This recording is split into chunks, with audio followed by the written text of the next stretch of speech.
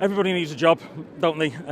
It was kind of convenient for Rafa, I think, to be the Everton manager just because of where he lives and where his family are. In my mind, it's not tarnished anything he's achieved here. But at the same time, he's the Everton manager, so he's there to be beaten. You know, I don't want Everton to do well. I don't want Rafa to do well there. I want Liverpool to beat them at Goodison Park. I want Liverpool to beat them at Anfield. I want Liverpool to beat the women's team, the under-19s, whatever we play them at the Merseyside derby, and I want Liverpool to win, no matter who the manager is. So, yeah, it's a weird one, isn't it? Rafa will always be Rafa. Rafa will always be the guy who led us to the 5th European Cup in Istanbul, led us to an FA Cup, brought players in like Xabi Alonso and Fernando Torres and, you know, Mascherano, some absolute superstars who we enjoyed watching. But at the same time, he's now across the park, and that means one thing and one thing only: we want to beat him. You know, I'm realistic enough to know that he's a man who needs to work. He's got an insatiable appetite for football. Whatever he achieves with Everton will never ever diminish what he did for Liverpool Football Club. To be honest, I'm not even sure it's the same Rafa Benitez that's at Everton that was at Liverpool anyway. So, no, I'm not fussed at all. No, good luck to him. I mean, that's a different one because I think Rafa's quite a cold personality, isn't he? And I think, you know, you speak to anyone who's kind of played under him, I think Gerrard's always been quite vocal of it, that he wasn't a great man manager.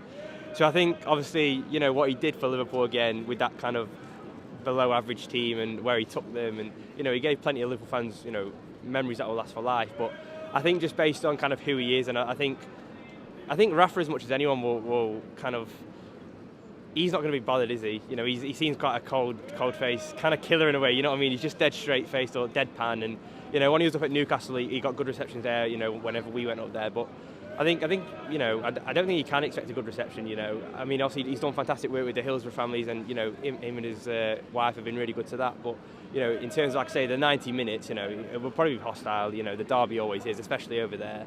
I mean, it'll be funny to see who turns on him quicker, whether it'll be those lot or whether it'll be us. But yeah, time will tell. And I'm sure if it does race into a 3 or 4-0, I'm sure, you know, there might be a bit of cheek. You know, I'm sure his name might get sang in a kind of ironic way. But I think we'll have to wait and see for that. Well, it used to be the friendly derby, so perhaps we can scratch that one from the list now. What makes it different?